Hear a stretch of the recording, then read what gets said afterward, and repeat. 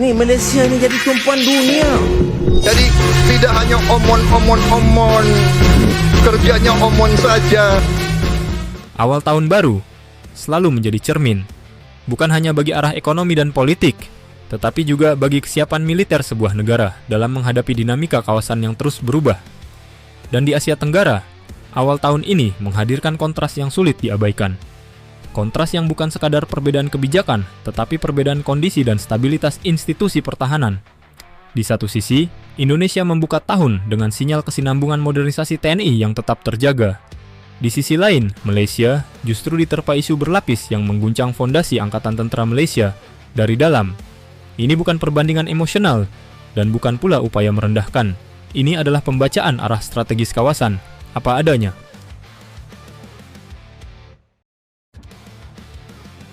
Indonesia bukan sempurna, tapi konsisten. Indonesia tidak memulai tahun dengan klaim bombastis atau pernyataan penuh retorika. Yang terlihat justru indikator nyata bahwa arah modernisasi tetap dijaga, meskipun berjalan bertahap.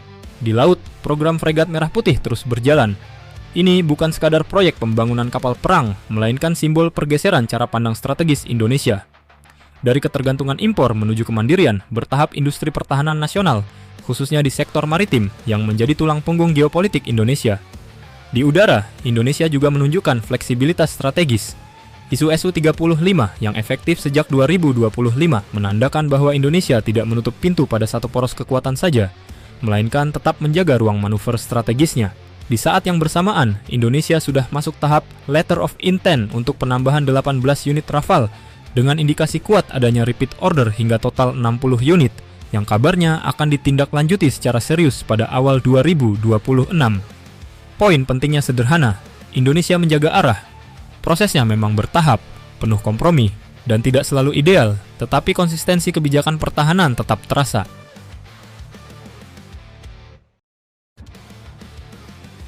Malaysia, awal tahun yang langsung penuh guncangan. Berbanding terbalik, Malaysia justru mengawali tahun dengan rentetan kabar yang membuat publik pertahanan terdiam.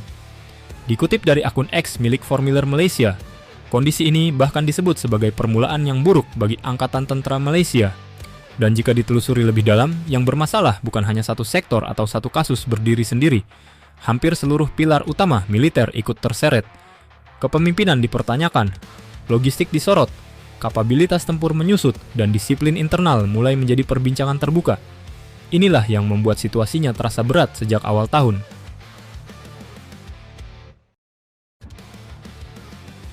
Skandal Puncak Komando, masalah paling berbahaya. Kasus paling berat datang dari atas. Skandal yang melibatkan dua mantan Panglima Tentara Darat serta asisten Ketua Staf Markas Perisikan Tentara Darat bukanlah persoalan ringan. Dalam dunia militer, masalah di level ini hampir selalu berdampak sistemik. Militer hidup dari kepercayaan vertikal, disiplin komando, dan legitimasi kepemimpinan.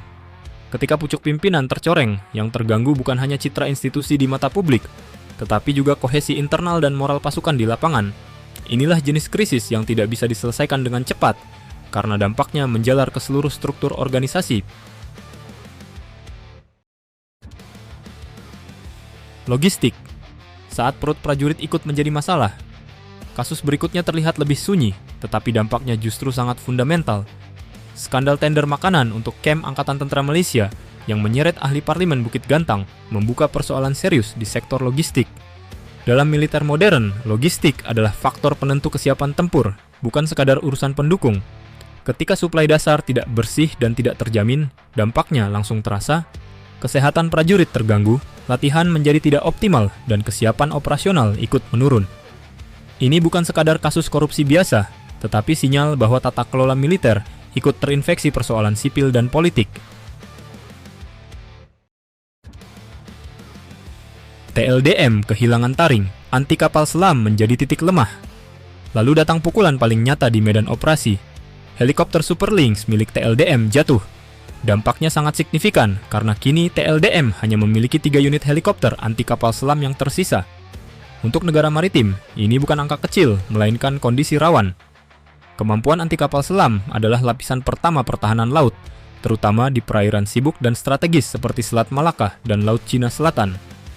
Dengan kapabilitas ini menyusut drastis, TLDM praktis kehilangan kemampuan deteksi dini bawah laut secara optimal dalam jangka pendek.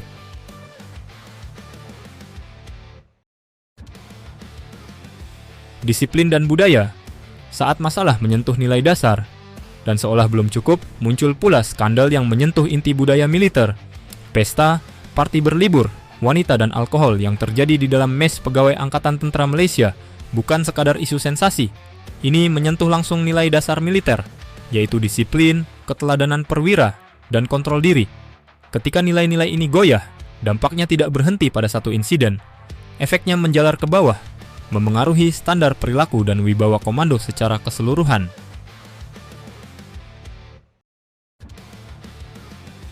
Kontras strategis.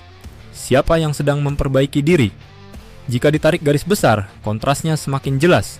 Indonesia, dengan segala keterbatasan dan tantangannya, sedang berupaya memperbaiki arah dan menjaga konsistensi kebijakan pertahanannya. Sementara Malaysia sedang menghadapi krisis kepemimpinan, masalah logistik, penyusutan kapabilitas tempur, dan tantangan budaya internal secara bersamaan.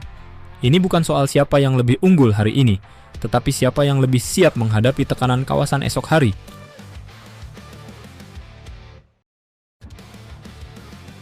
Pertahanan negara bukan hanya soal alutsista modern.